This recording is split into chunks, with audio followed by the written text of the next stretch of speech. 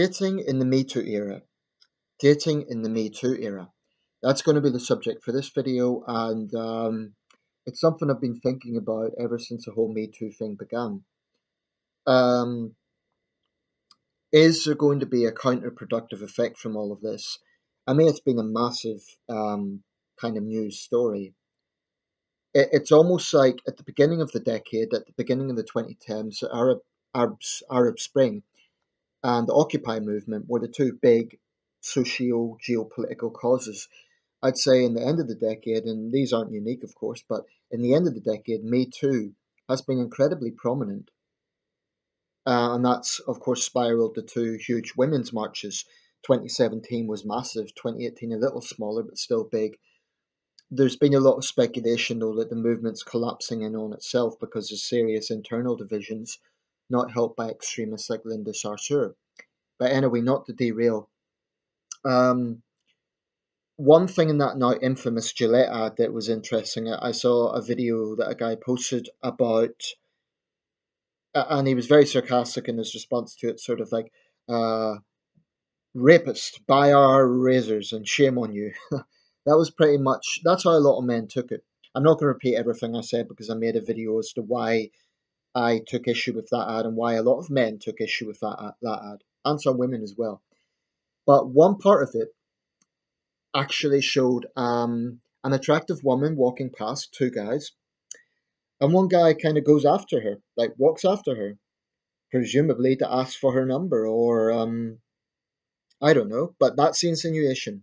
Now his friend steps in and says, "Not cool, dude, not cool."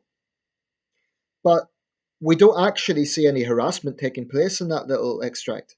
You know, he's not wolf whistling her. He's not making some sort of crude sexist comments. He simply follows after her. Now you can argue it's not the time to do that, but here's my question. In the Me Too era, how are men supposed to approach women? Because convention has it that the man makes the first move. And even in this Me Too era, I think most women would go with that. The man makes the first move. So let's say you're a guy in a bar, you see an attractive woman, a few tables away. The convention would be you'd offer to buy her a drink and have a chat. But I think a lot of guys nowadays would think twice about that because they would think, well, wait a second, hold up. Am I going to be accused of sexual harassment? Now, let me just make a disclaimer. I know what sexual harassment is, and I know it's a problem. There are definitely men out there who don't know that there is a clear red line when they're being overly crude, when they're being overly explicit. I mean, I actually experienced it, not against me, but I've witnessed it. When I was in China, I was in Guilin with a female friend, and I don't mind saying a very attractive female friend. She's a beautiful woman. But this Australian guy came up to us. He may have had a few drinks, and he was friendly enough, but he was being a bit overbearing and a bit very fond of his own voice. And obviously, I was just spending time with my friend. I hadn't seen her in years, and just wanted to spend time with her. And as he left, because I was kind of being patient. My friend was engaging with him. Her English is a pretty high level, but not fluent.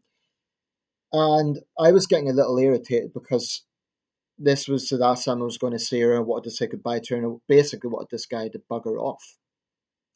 But without saying that, I kind of gave the hint. I was like, okay, well, have a good evening, and Anyway, he was just being irritating. Then he said, "Oh well, I'll leave you two young people to go and make love or whatever you do," which kind of got me feeling okay. Then he was like, "Yeah, we were talking about getting a taxi." And my friend was talking about the transportation in Guilin, which, if you're familiar with China, it's a popular tourist city in the south of China. Anyway, the guy turned around and says, "Oh, you could show your leg or something, that'll get attention." And I kind of looked at him and I thought, did I just hear that? And then he kind of buggered off. I didn't escalate the situation. Maybe I should have done. Maybe I should have told him it was inappropriate. Anyway, I didn't like it. It was just, That to me is an example of, it's not sexual assault, obviously, but it's just inappropriate. You don't say that to a woman that you don't know. It's just common sense. Anyway, I explained to my friend in the car, and she was a little surprised by it. Thought she had a right to know, because I had been acting a little bit like funny about it, and she wanted to know why. So I explained to her. Anyway, that's a disclaimer. Sexual harassment does happen, and there are guys who don't know a line. They won't take no for an answer. But, and this is a big but, I think there are feminists out there, and I'm not talking about all feminists. I have friends who are feminists, and they're level-headed. They're not man-hating, um, ranting extremists. They're reasonable people. But there are feminists who are basically anti-man, full stop. And they will find any reason to make men look like villains. Any reason. So if men are expected to make the first move, then what would Me Too campaigners say about that? What's a man supposed to do if he genuinely thinks, well, I'm going to be accused of sexual harassment? Now, the Me Too people will say, oh, that's paranoia. Is it? Because all these cases that we're hearing about, and there's been an avalanche of accusations. One of the things that troubles me most about Me Too is people are being absolutely crucified by the media and by Me Too campaigners. Their name is being dragged through the mud like they're the devil incarnate. And yet, I don't know how many of them have even been in a court of law at this point. I mean, has Weinstein actually faced a court appearance? Maybe he has, I don't know. But it just seems to me that people are now being punished before they've even been found guilty in a court of law. Punished by being fired from their jobs, by having their names smeared throughout the media, and campaigners talking about them, not in this context of accusations, but like, I mean, I hear things like women need to speak up, men need to know this is not acceptable. Fine. And if it's for men like X, Y, and Z, name the celebrity, that's why women are coming out, blah, blah, blah. But here's the thing, in many cases, these guys haven't actually been found guilty. And I'm a strong believer in due process. I think it's sacred in a democracy. That doesn't mean I think they're all innocent. I think many of them, I think Weinstein's guilty. Based on the audios I've heard, I think he's a very sleazy guy.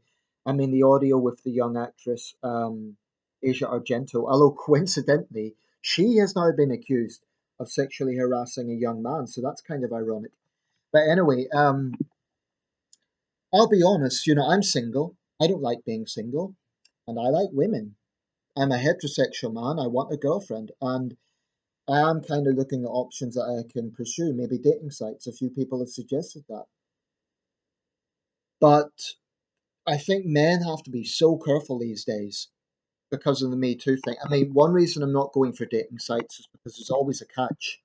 A lot of them are fraudulent, and I think you have to be careful because there might well be hidden costs, and I'm not that stable at the moment, so I simply can't afford to pay a dating site. And I've always been skeptical of the notion of talking to someone online. I know it works out for some people, but I just think the risks outweigh the benefits. That's my gut feeling at the moment. So what other options do I have? I don't go out drinking that much. If I did, I could, I'm pretty confident with women. Could I talk to a woman? Maybe.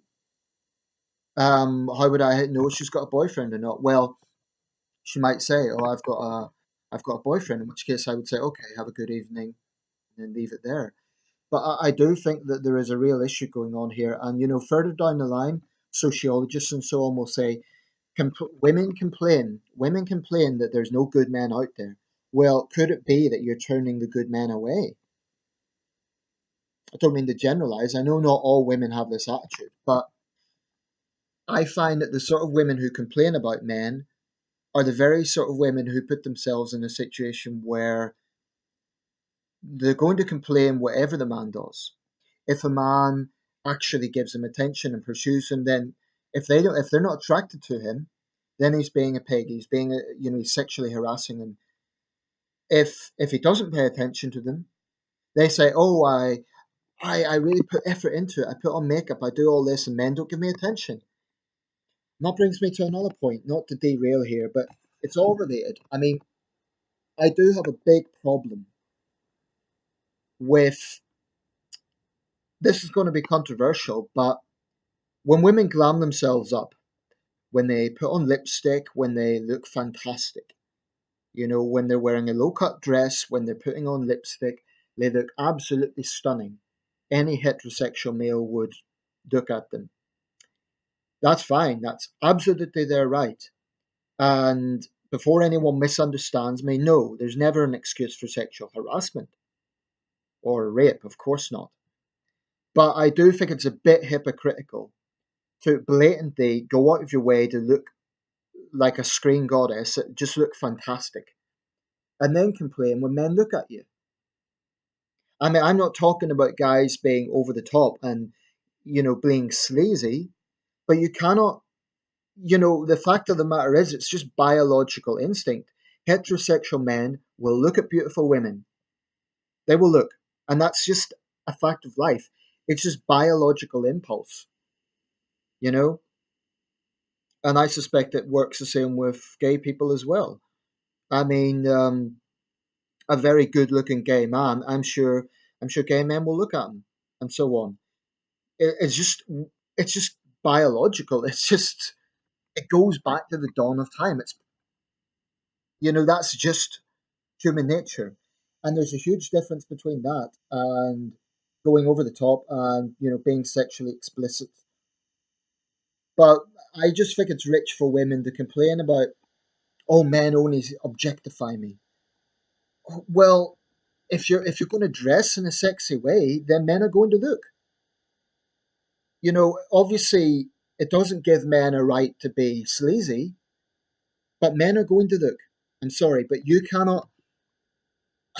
It just strikes me as incredibly hypocritical. And what's more, women know they're doing it. They say, "Oh, it's just to make themselves feel good." Well, I think that's part of it. But I'm honestly saying, if you're a heterosexual woman, you glam yourself up and you don't want male attention. Come on, really? I think there's a fundamental dishonesty to that. And if I'm wrong, then I'd like someone to explain why. Let's go a bit deeper into that. Women say it's just to make themselves feel good. Great. You can wear whatever you want. It's your body. But is it really, really just to make yourself feel good? If that's the case, then you don't really need makeup, do you? I mean, there's plenty of women who are attractive without it. So why put on the makeup? Which, by the way, I have nothing against. Nothing at all. Makeup can definitely enhance beauty, and that's fine. Again, I'd go back to the video I made on Puritanism and objectification. I have nothing against makeup, and I don't know why people are so kind of preachy about it. If a woman wants to wear makeup to make herself look attractive, kudos to her, wonderful, respect to her. Just don't say, just don't be dishonest about it. Or if she's a lesbian, she's always trying to get female attention. Fine. Again, best wishes to her. I hope she's successful. But I just wish people would be more honest about this. And it has to be said, a lot of women won't be honest about it. They'll say it's just for themselves. Just be honest. If you're a heterosexual woman, you're glamming yourself up, it's to get male attention. It's to look fantastic. That's fine. Nothing wrong with that.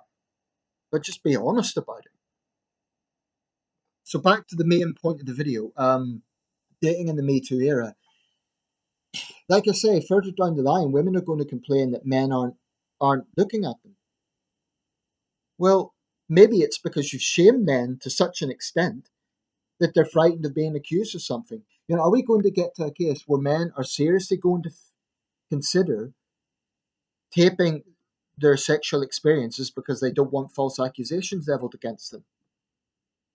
I mean, that might sound like hyperbole because, people have sex all the time, and in the vast majority of cases, that doesn't happen. But the noise that Me Too is making, it's entirely about male shaming. That's what it's about. And you're not going to get men on your side by telling them they're pigs and telling them that they're the enemy and patronizing them the way Emma Watson and Gillette do. It just won't work. If you want men to be on your side, then you need to publicly say we're not against all men. You need to stop this male shaming bullshit. By all means, say harassment is wrong. Call out those guys. But this generic male shaming, it's odious. It really is. And if there is going to this men going their own way movement, if it's picked up steam, I don't know if it has or it hasn't, but if it has, this is why. And that's a great pity because men and women shouldn't be at each other's throats. Men and women should be together as people. I love women. I want a girlfriend and I treat her with respect. But I must admit, I do kind of wonder that my last girlfriend. I met her at a party. Now, my social life isn't great these days, so I'm not really getting the opportunities. But I'm trying to expand out there. I'm trying to make connections. But I just think men need to be ultra careful these days. And Me Too, like a lot of big movements, had some very valid arguments, definitely. But I do believe it's got out of control. I believe it's now a witch hunt, and the evidence of that is that even saying that will get a man into trouble. He will be shamed, he will be denounced, and the likes of Jezebel and on TV, My View, and so on will just treat him like a monster. And what feminists and Me Too campaigners need to understand, male shaming does not work. Male shaming does not work. Let me know your thoughts.